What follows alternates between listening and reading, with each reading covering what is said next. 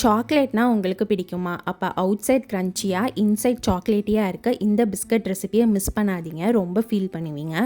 மைதா biscuit plus சாக்லேட்னாலே ஒரு வேறு level combo தாங்க. கண்டிப்பாக சேவ் பண்ணி வச்சுக்கோங்க. லேட்டராக ட்ரை பண்ணி எனக்கு தேங்க்ஸ் சொல்லுவீங்க.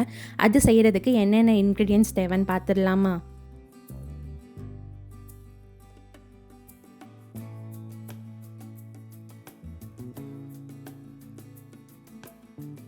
மைதாவில் ஒரு சாஃப்ட் டஃப் ப்ரிப்பேர் பண்ண போகிறாங்க.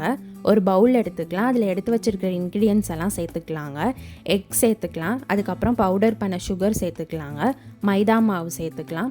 அதுக்கப்புறம் ஒரு 3 ஸ்பூன் ரீஃபைண்ட் ஆயில் சேர்த்துக்கலாங்க. சேர்த்துட்டு எல்லாத்தையும் நல்லா மிக்ஸ் பண்ணிக்கலாம். ஒரு சாஃப்ட் க்ரீமியான டஃப் கன்சிஸ்டன்சி வர அளவுக்கு நம்ம மிக்ஸ் பண்ணி எடுத்துக்கலாம்.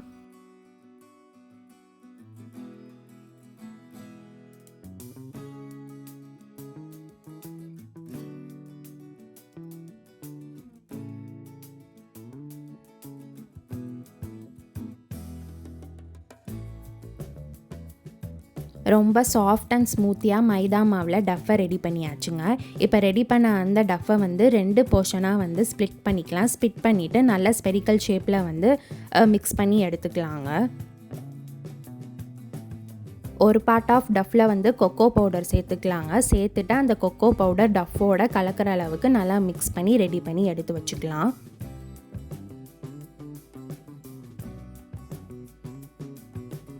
டஃப்பில் ஒரு சின்ன போர்ஷன் எடுத்துக்கலாங்க. எடுத்துகிட்டு நல்லா ஸ்பெரிக்கல் ஷேப்பில் வந்து ப்ரிப்பேர் பண்ணி எடுத்து வச்சுக்கலாம்.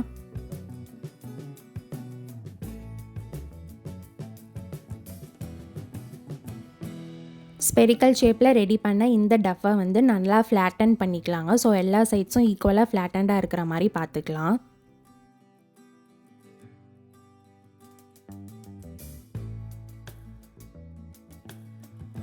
கொக்கோ பவுடர் ஆட் பண்ணி ப்ரிப்பேர் பண்ணி வச்சுருக்க டஃப்லேருந்து கொஞ்சோண்டு போர்ஷன் எடுத்து அதை நல்லா ஸ்பெரிக்கல் ஷேப்பில் மேக் பண்ணி எடுத்துக்கலாங்க. எடுத்துகிட்டு நம்ம ஃப்ளாட்டன் பண்ணி வச்சுருக்க அந்த ஒயிட் டஃப்பில் வந்து இந்த சாக்லேட் பாலை வந்து ப்ளேஸ் பண்ணிவிட்டு எல்லா எட்ஜஸும் நல்லா சீல் ஆகிற அளவுக்கு க்ளோஸ் பண்ணிக்கலாம்.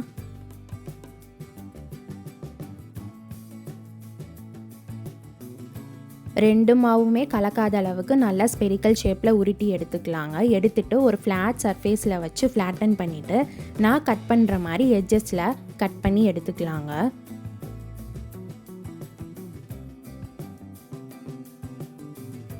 ஸோ கட் பண்ண டஃப்போட அந்த சாக்லேட் எட்ஜஸ் வந்து வெளியில் தெரிகிற மாதிரி அதோட எட்ஜை வந்து நல்லா ட்விஸ்ட் பண்ணிக்கலாங்க. ட்விஸ்ட் பண்ணிவிட்டு ஒரு ஃப்ளார் இல்லாட்டி ஸ்டார் ஷேப்பில் வந்து நம்ம ரெடி பண்ணிக்கலாம்.